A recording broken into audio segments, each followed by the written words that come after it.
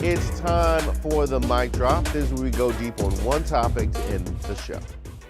As you know, for the next 2 years, the Republican Party will be sitting in the majority in our House of Representatives. An extremely slim, fractured majority, as we've seen, but nonetheless, they now hold the power.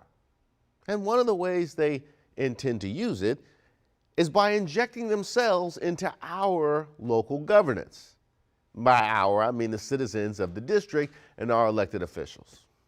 Now, one thing to keep in mind at the outset, none of these people call D.C. home.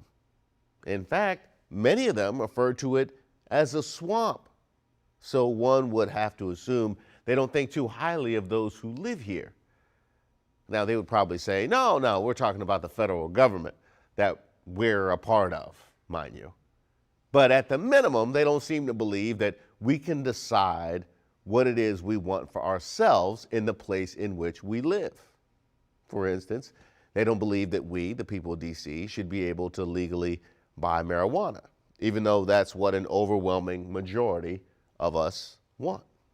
They definitely don't believe we should be a state, even though that's what an overwhelming majority of us want. And now, just within the last couple of weeks, according to reporting from the Washington Post, they've decided to block legislation coming out of the D.C. Council that would allow non-citizens to vote in local elections, propose an abortion bill that would permanently prohibit the district from using taxpayer money to subsidize the procedure, and have vowed to block the overhauling of D.C.'s criminal code. And why are they doing all of this? Because thanks to the Home Rule of 1973, they can. That's it. And for those of you who are new here who may not know what Home Rule is, under the Home Rule government, however, Congress reviews all legislation passed by the council before it can become law and retains authority over the district's budget. And for good measure, the president appoints the district's judges, and the district has no voting representation in Congress. Now, we have our longtime delegate Eleanor Holmes Norton in there fighting a good fight for us, and she is definitely a soldier, but she doesn't have any power.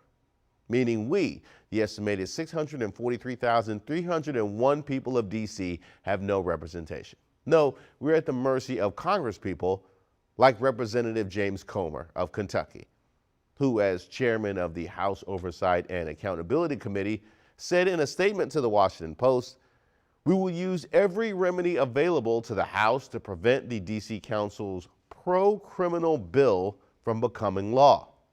Pro-criminal. Right. Now I wonder who he sees in his mind when he says or hears the word criminal. Comer's hyperbole aside, the bill is nothing of the sort. Among other things, it eliminates most mandatory minimum sentences and restores the right to a jury trial in almost all misdemeanor cases. Changes that won't happen, by the way, until 2025.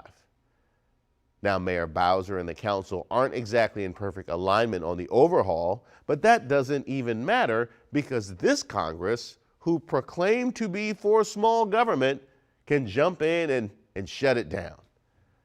And isn't it odd to think of it just subjugating the will of the people so boldly? It feels so un-American. And from a group that crowns themselves the arbiters of other people's patriotism is downright hypocritical. But I suppose you can just add small government to the growing list of issues, including the Second Amendment and free speech, that are only supported when they go a certain way or are applied to certain people. So buckle up. This has been our reality since the 70s, and the only way out is statehood. So the more things change, the more they'll be staying the same.